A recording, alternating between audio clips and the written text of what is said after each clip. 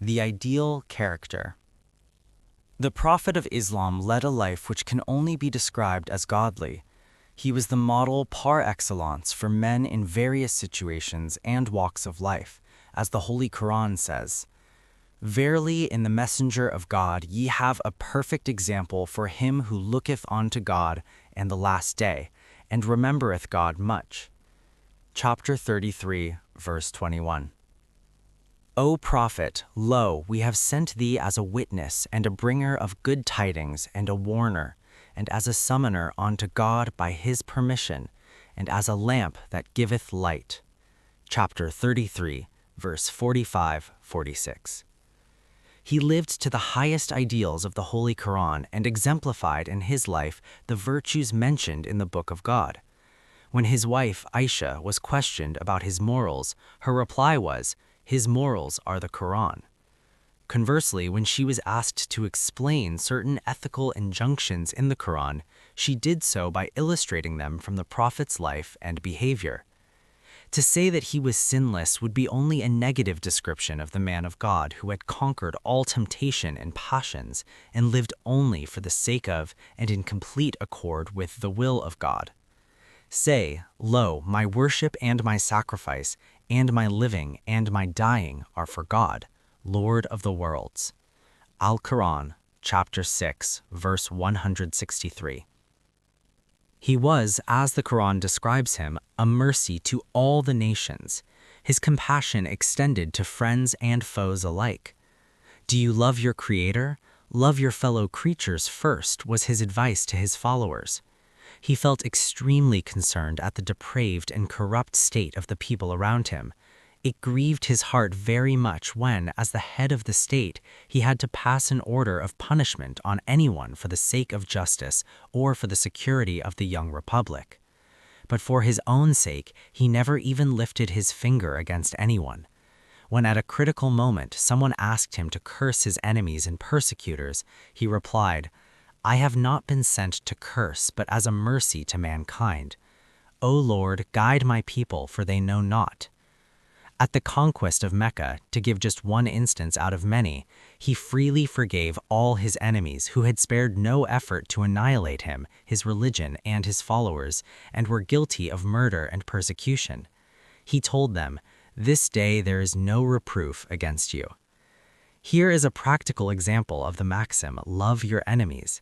He had come to reclaim and reform the fallen humanity, and he won the hearts of the antisocial elements of his time with love and kindness. His charity and readiness to help the people in all possible ways were proverbial. He was the greatest friend of the poor and the downtrodden.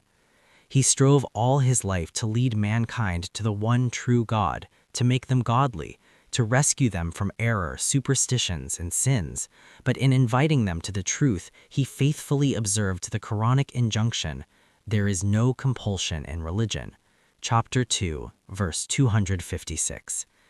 He had imbued himself with divine qualities and caused his fellow men to take the greatest step towards the divine, yet he remained humble and modest, conscious always of the nothingness before God, and from the highest peak of moral and spiritual perfection to which he had attained, he cried out to the people, "I am only a mortal like you." Al-Quran, chapter 41, verse 6. Non-Muslim tributes to the Prophet. With the passing of Oriental studies from the hands of Christian missionaries and divines into those of independent scholars, the appreciation of the Prophet Muhammad and his message is growing in the West. Here are two extracts about the Prophet Muhammad, peace be upon him, from a recent book by a learned American professor. Pure-hearted and beloved in his circle, he was, it is said, of sweet and gentle disposition.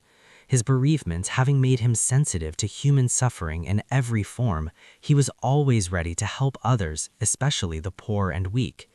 His sense of honor, duty, and fidelity won him the high and enviable title of the true, the upright one, the trustworthy one.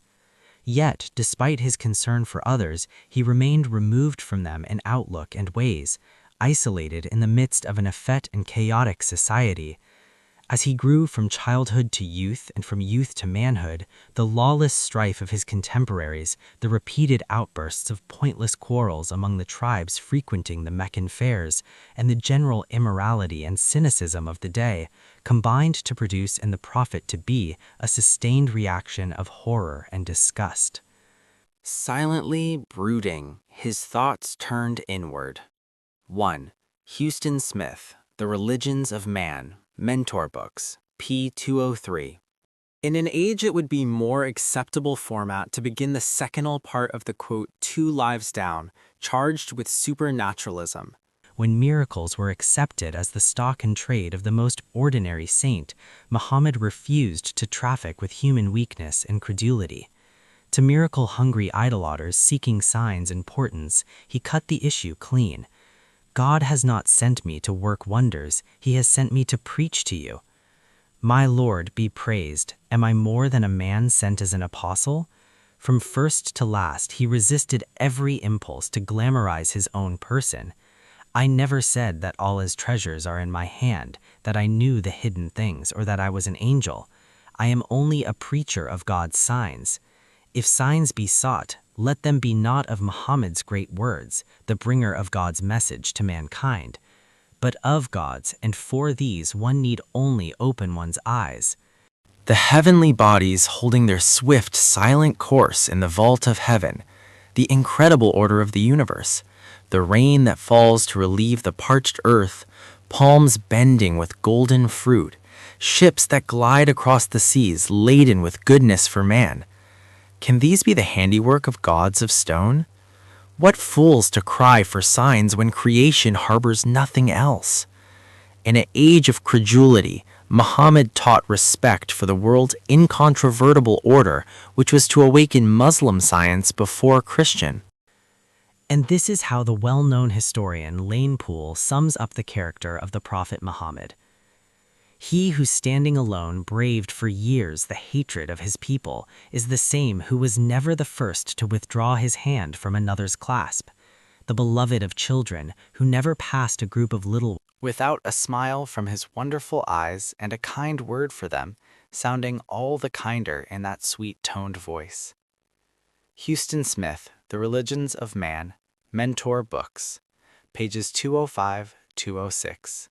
He was one of those happy few who had attained the supreme joy of making one great truth their very lifespring. He was messenger of the one God, and never to his life's end did he forget who he was and the message which was the marrow of his being. He brought his tidings to his people with a grand dignity sprung from the consciousness of his high office, together with a most sweet humility whose roots lay in the knowledge of his own weakness.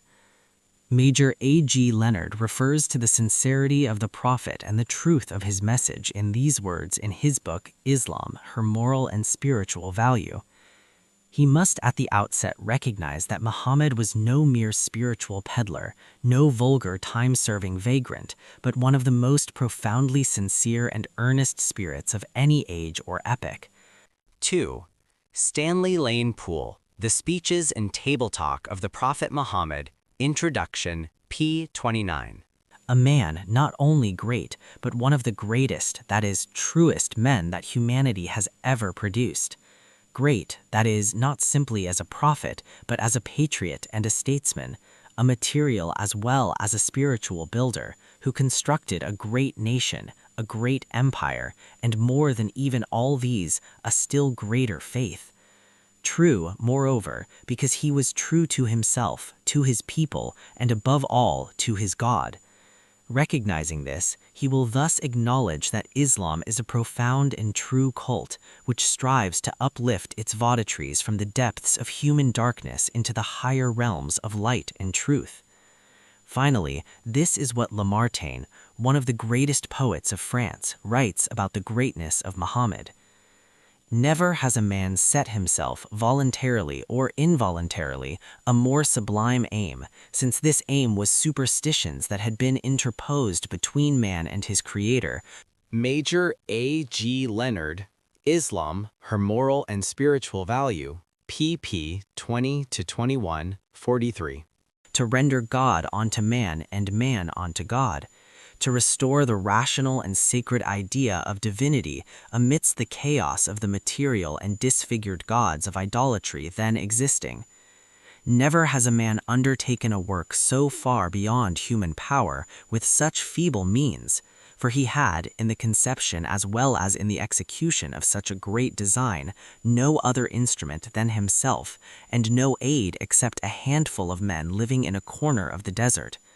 Finally, never has a man accomplished such a huge and lasting revolution in the world, because in less than 2 centuries after its appearance, Islam, in faith and arms, reigned over the whole Arabia and conquered in God's name Persia, Khorasan, Transoxiana, Western India, Syria, Abyssinia, all the known continent of northern Africa, numerous islands of the Mediterranean, Spain, and a part of Gaul.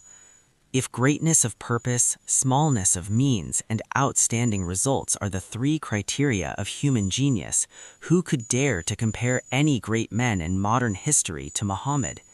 The most famous men created arms, laws, and empires only.